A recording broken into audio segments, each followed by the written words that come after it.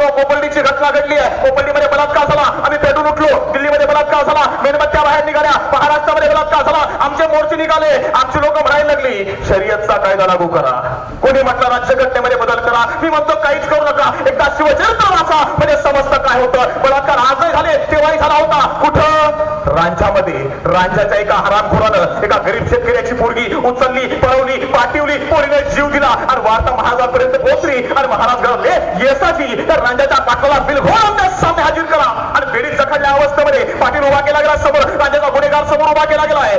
आणि महाराज विचारतायत येसाची घडला गुन्हा खरा आणि सांगतो येसाची होय राज होय. आणि तसा गुन्हेगार शिवाजी महाराजांच्या पायावर पडलाय, रडतोय आणि सांगतो राज राज एवढी एक डाव माफ करा राज, एक डाव माफ करा. आणि राजकरांनी माफी मागतो याचा अर्थ घडला गुन्हा खरा.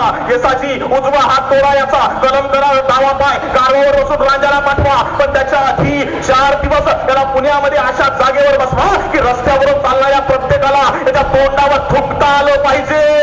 आणि येसाची विचारतो राज कठोर शिक्षा कधी करायची? लगेच महाराज सांगा येसाची शिक्षा वाढवली म्हणून गुन्हे कमी होत नाही, शिक्षा होईल आणि ती लगेच होईल हा विश्वास दिला तर गुन्हे कमी होतात.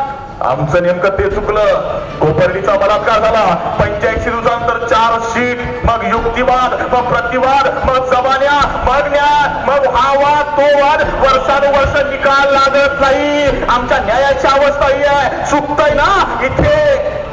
आमच्या प्रकाश पाटारी यांची कविता आहे. 70 वर्ष वयाच्या म्हातारीला कोर्टाच्या पायरीवर बसलेलं पाहून विचारलं आजीबाई आजीचं काय आहे? 70 वर्षाच्या म्हातारीला कोर्टाच्या पायरीवर बसलेलं पाहून विचारलं आजीबाई आजीचं काय आहे? म्हातारीनं उत्तर दिलं 17व्या वर्षी झालेल्या बलात्काराचा आज निकाल आहे. 3 न्यायाधीश बदलून गेले, 4 वकील सोडून गेले, निम्मे आरोपी मरून गेले, मी मात्र अजूनही